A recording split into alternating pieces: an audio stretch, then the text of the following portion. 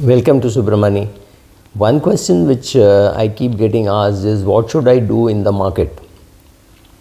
I think you should just stay invested. Okay, so if you do not know in which companies to invest, if you do not know in which fund to invest, stick to an index fund, because the index strategy will always work. What has happened now is some mid cap stocks have done well, some mid cap funds have done well, some small cap funds have done well. Some large cap funds have also done well, but largely most of the big large cap funds have been beaten by the index. This is the summary of what has happened. Now you do not know in which fund to invest, you do not know in which industry to invest, you do not know whether cement will do well or steel will do well or software will do well.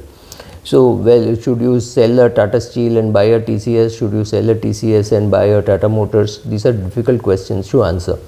And none of us have the answer for this. I mean, none of us have the answer for all these investment questions. But there is one thing which I can tell you. If you think the Fed is going to increase interest rates, what should you do? Stay invested. If you think RBI is going to reduce interest rates, what to do? Stay invested. If you think the market is going through a lot of turmoil, what should you do? Stay invested. I recently got a WhatsApp message attributing this to Prashant Jain. I do not know how far it is true, but this is a view that I've always held. If you had invested 100 rupees in 1979 in the index and held on as a TRI, it is worth at least about 90,000 today, right? 100 has gone up 900 times. Will it go up 900 times over the next 40-50 years? I don't know, but there is one big advantage. Whatever the economy does, whatever the market does, whatever companies do, the index will keep going up, right? Now, if I tell you that invest in this fund because it's a good value fund, I'm bluffing, because maybe growth will do well on a day when the market does well, or in a week when the market does well and goes up fast.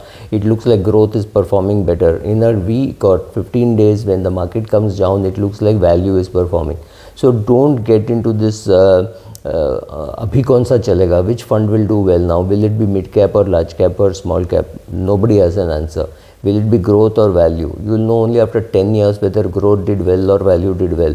Should you buy a pharma company which is dependent on US for its sales, or should you buy a pharma company dependent on India for its sales? Again, no answer. Suddenly you find that US economy is not doing well. Technically it is going into a recession, and therefore there is a greater demand for cheaper drugs, and some Indian drugs are doing well. Any of these things could happen, right? So when you do not know which fund will do well, if you do not know which sector will do well, which share to buy, the best is to keep investing in an index. This is assuming that you have other mutual funds, etc., but you are unable to say whether fund A will do well or fund B will do well. But you are not very sure with the market direction. Just stay invested. Doesn't really matter. Don't let the market scare you, right? That's what the market does. Every few years, every few months, there could be something which says, okay, the market is finished, this is the time to sell everything and go home. That is exactly the time when perhaps you should be investing more. I'm not even saying try timing the market, but keep investing regularly, especially money that you do not need for next 5 years, 7 years, 10 years. It's perfectly all right to do that.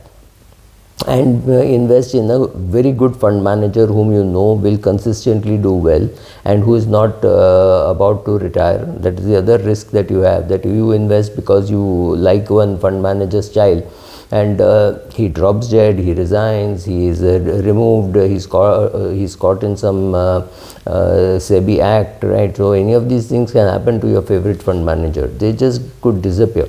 So don't get dependent on that also. So stick to a index fund. It doesn't really matter with where the market is headed, where the Fed is headed, where the when somebody tells you steel will do well, somebody tells you cement will do well, you're watching all the television channels, you're watching blogs like this, and you're more confused, right? So more people telling you that, oh, US inflation is a big crisis, and you find after a quarter that US inflation is less. It's not so bad after all. Or you find there is some hard landing in China. You find there are bank frauds happening in China. Anything could happen. You find that the yen has dropped 30% against the dollar, whereas the rupee has dropped only 6-7%, which is again giving you a arbitrage opportunity of maybe looking at investing in the Japanese markets, right? It would be definitely cheaper compared even to the rupee, because it has fallen more against the dollar than the rupee has fallen. So it is really confusing to see so much of data, so much of discussion, so many videos, right? All this happening, and we have no clue how to react to them. But there is one thing very clear: if you have a longish horizon, best time to be invested in the market is today. It doesn't really matter what happens after 3 months or 6 months. You are very clear that you want this money after 10 years or 20 years, right? So whatever, 15 years, whatever you want, keep investing, keep staying there. Understand that the markets can go down further and make you look very stupid, right? That's the job of the market.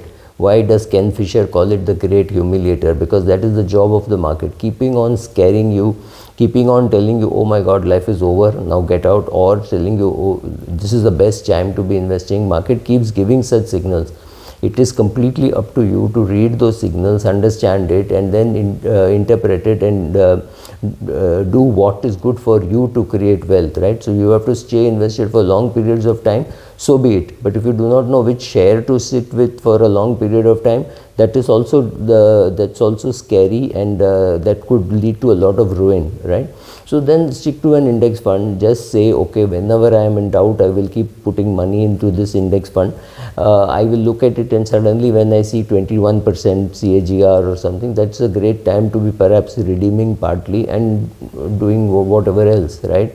So don't let the market scare you. Don't let news items scare you. Don't let a headline which says 5 lakh crore wiped out of market cap in the last week or things like that.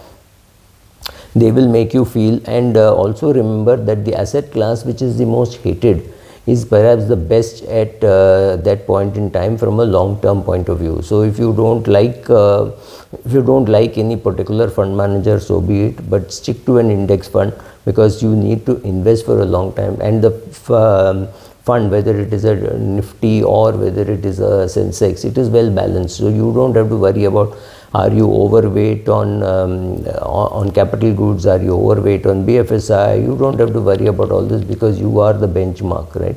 So that's a very easy thing to do. But make sure that it is only money which you can lose and recover after 5 years or 3 years, whatever. Or money which you don't need. You don't need that liquidity. Whatever liquidity you need, you keep in ultra short bond fund or liquid fund. This is what you should be doing, whether it is today or tomorrow or day after tomorrow. It is the same advice. Stay invested with long-term money that you do not need. Thank you.